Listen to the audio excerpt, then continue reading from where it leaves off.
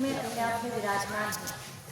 तो 3 जो शाखाएं निकली है, तो जहाँ माँ आदिशक्ति त्रिशूल रूप में विराजमान हो जाए, जहाँ माँ शक्ति का त्रिशूल स्थापित हो जाए, तो उस परिसर का, उस गांव का उद्धार, जो माँ का त्रिशूल आके स्थापित हुआ, तो होना तय है। और जहाँ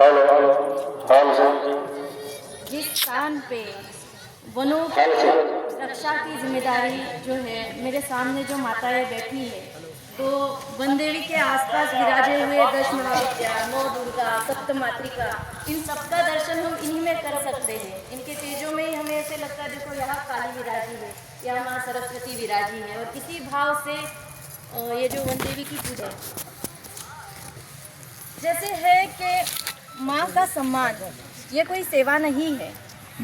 माँ का सम्मान ये धर्म है। जो घर में माता होती है अपनी, तो उसका सम्मान ये हम कोई सेवा नहीं कर रहे, ये हर जीव का धर्म है, क्योंकि वो माँ है। जब तक वो है तभी तक हम सब हैं। ये हमारी परंपरा ही रही है। इस धरा पे चिपको आंदोलन जैसा आंदोलन हुआ है। इसी धरा पे किसी संत ने गंगा जी को बचाने के लिए अनशन करके अपने जीवों का प्राण त्याग किया है, जीवों को समर्पित किया है। फिर आज भी उस गंगा जी की जो स्थिति है वो हम उस स्तर पे नहीं सुधार पाए हैं। और आज एक जो आदिवासी बहुल क्षेत्र कहा जाता है, तथाकथित हम कहेंगे मूल निवासियों का क्षेत्र, और उनके तरफ से जब ऐसा प्रयास किया जाता है तो ये सभी के लिए एक आदर्श है। और जो आने वाले पीढ़ी के लिए हम दे रहे हैं, या सब लोग संपत्ति के तौर पे क्या दे के जाते, कोई सोना इकट्ठा करके रखता है, कोई चांदी इकट्ठा करके रखता है, आने वाले बच्चों के लिए कोई फ्लैट लेके रखता है। ये सब संपत्ति नहीं है। असली संपत्ति क्या है? अगर ऑक्सीजन नहीं होगा कोई जी पाएगा? जल के बिना जीवन संभव है? तो आने वाली पीढ़ी के लिए असली संपत्ति क्या है? तो एक शुद्ध धरा, एक शुद्ध वातावरण, एक शुद्ध जल का स्रोत, जहाँ शुद्धता से वो विचरण कर पाए, जो कह पाए ये चिड़िया है, ये जीव जंतु है, हमारे जंगलों में पाए जाते हैं, ये संपत्ति है। ये हमारे बच्चों को, आने वाली पीढ़ियों के लिए अगर हम ना दे पाए तो ये दुर्भाग्य की बात होगी। इसे बचाना शुरू करो। और यहाँ के मूल निवासियों ने ये जो प्रयास किया है, ये देखते हुए, उनके भावों को देखते हुए, हम देख रहे हैं कि वन देवी के गीत गाए जा रहे।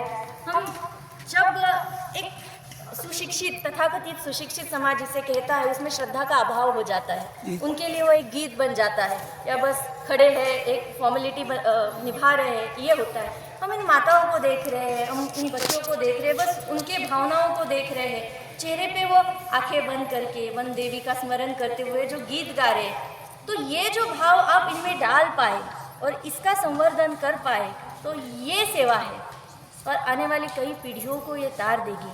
जिस तरह आप लोगों ने वन देवी, जिस भी गांव में वन का क्षेत्र सुरक्षित रहेगा, वो गांव समृद्ध रहेगा, क्योंकि हमारी संस्कृति जो है वो हमेशा से वन की पूजा करने वाले हम रहे। श्री कृष्ण भगवान जी भी कहते रहे, इंद्र की पूजा समय आने पे छोड़ दो, पर गोवर्धन की पूजा पहले करो। इस संस्कारों को हम भूल गए। तो आप ये सब जो कर रहे हैं, ये देख के हम अभिभूत हैं।